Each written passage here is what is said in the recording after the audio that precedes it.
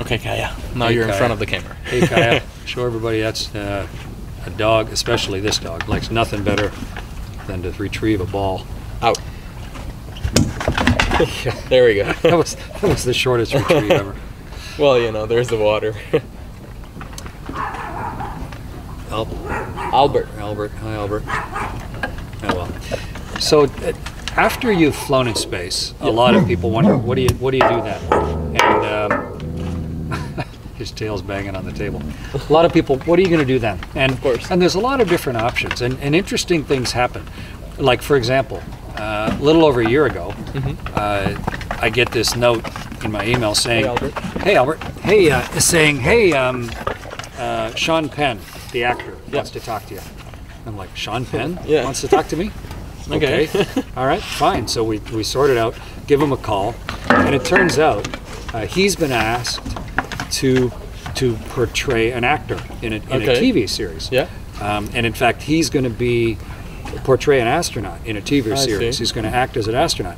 And so he's in fact going to be the commander of the first crew to Mars. Oh, I see. And the TV series is going to be called The First, as in the first crew. And Sean had seen my TED Talk and read my first book, and he was like, hey, I'm interested in the way that you tell those stories, and I'd really like to get you to come and you know, give me everything you can think of on how to portray, how to act and be an astronaut. So it's like, well, shoot, okay, that's kind of an interesting thing. Yeah. And so I went down and to his house in California, and then they shot the whole thing down in New Orleans. Okay. Because it looks sort of like, you want to get down, Albert? Looks sort of like the Cape in Florida and the Houston, down where the Johnson Space Center is. And really interesting production. It was the first time for you doing something like that? Yeah, it's intriguing because I've got all of this expertise and experience, and I regularly try and teach with it. You know, what's involved with space flight. So you can teach engineering and aviation and such, but also what do you learn from it, and what ideas are valid out of preparing for something complex, out of dealing with danger, out of taking risk in life, things like that. But here's an opportunity with popular media to have people maybe learn something. If I can get Sean to portray this astronaut well enough, then it's not just entertainment, but it actually becomes sort of, oh, I didn't realize that's how it worked, or that's what they thought. It's a way of teaching, And so I thought that makes it interesting and worthwhile for me. And so, yeah, I've gotten to know Sean and sat and stayed up late at night playing guitar with him, and That's very nice. and he's obviously, the media has one version of Sean Penn that everybody thinks they know him. He's a much more nuanced guy than that. He's imperfect like the rest of us. He's done some stuff he regrets, I'm sure, just like everybody. He's a very public person, and that's kind of an unforgiving role to be in. But he's a superb actor. He's won 2 Academy Awards.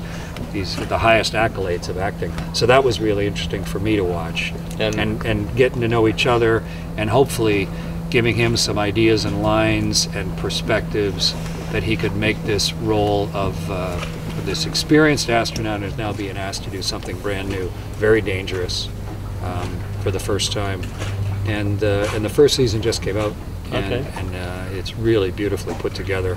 And it looks like we're probably going to film a second season. Nice, so that's very nice. When I was a little kid, thinking maybe someday I'll be an astronaut, you know, right here on this island, deciding when they were walking to the moon that that's what I wanted to do.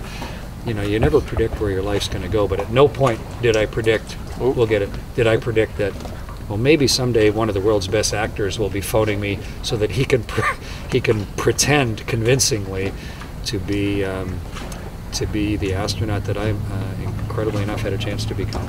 Life can be interesting. It actually can be, yeah. So how was it to, I guess it was the first time, again, you did something like this, you know, sort of teaching an actor how to be an astronaut type of thing. Yeah. And especially with such a good actor, you said. How was it?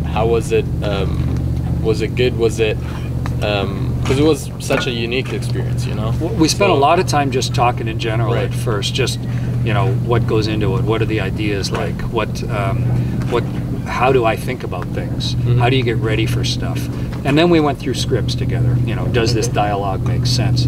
But then maybe the most important part was actually on set filming, because you know, he would be getting ready for it and looking at the dialogue and how he was going to interact with all the other actors, and I was working with the set designers and the costume people, Okay.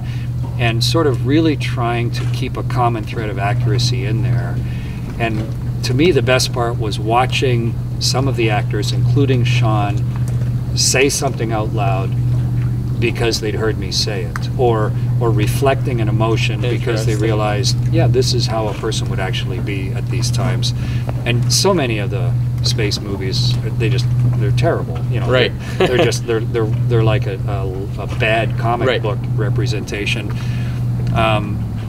So in this case, they've worked really hard. Bo Williman, who put it together, really wanted to make it entertaining, thoughtful, deeper than we normally get into, but also as accurate, because he recognizes what people know about space flight often comes from the popular media where it's represented. So I'm really happy with having been part of it. I have no control over the final product. You know, that's what their editors do. But I think, at least from one perspective, very much the human perspective, it shows what so it's what important. goes into it. Your personal connection was very important. Yeah, and it's kind of fun getting to know who Sean Penn really is, and